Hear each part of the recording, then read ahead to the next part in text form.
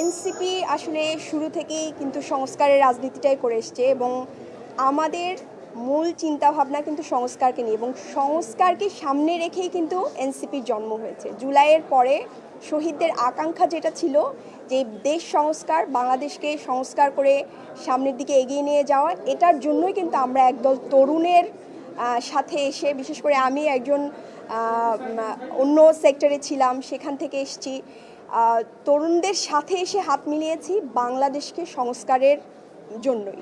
তো এই সংস্কারের রাজনীতিটাকেই আমরা সামনে এগিয়ে নিয়ে যেতে চাই। পাশাপাশি নারীর নিরাপত্তা, নারীর স্বাস্থ্য, এগুলো নিয়ে আমি আগেও কাজ করেছি। আপনারা জানেন যে আমার নারীর বিভিন্ন গ্রুপ ছিল, সেখানে আমি কাজ করেছি, বিনামূল্যে চিকিৎসা দিয়েছি।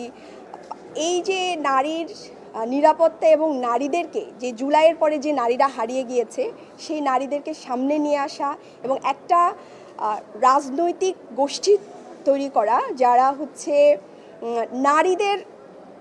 নারী রাজনৈতিক গোষ্ঠী তৈরি করা, তাদেরকে রাজনীতি সম্পর্কে বোঝানো।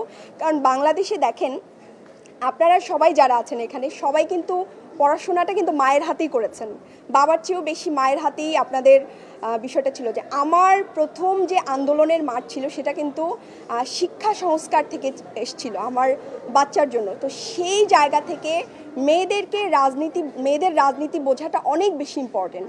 কারণ ওই যে হাতে খড়িটা, এটা কিন্তু মায়ের হাতেই হয়। মা যখন রাজনীতি সচেতন হবে, তখন একজন সন্তান রাজনীতি সচেতন হবে এবং সেই জায়গা থেকে দেশ এগিয়ে যাবে। আমি শুরু থেকে প্ল্যান করে এসেছি এবং শপথ গ্রহণের পরে এবং আগে থেকে আমার চিন্তা ছিল যে সংস্কার নিয়ে অবশ্যই আমাদের একটা লড়াই সংগ্রাম থাকবে এবং সেটা সংসদেও থাকবে, সংসদের বাইরেও থাকবে, অবশ্যই মাঠেও থাকবে। কিন্তু আমি আমার সর্বোচ্চ সহযোগিতা করব সরকারের যেসব ভালো কাজ আছে, এবং আমি চাইবো যে আমরা যেভাবে তরুণরা সংস্কারের পক্ষে দাঁড়িয়েছি, সরকারের যেন গণভোট, সংস্কার, এগুলোর পক্ষেই দাঁড়িয়ে যায়।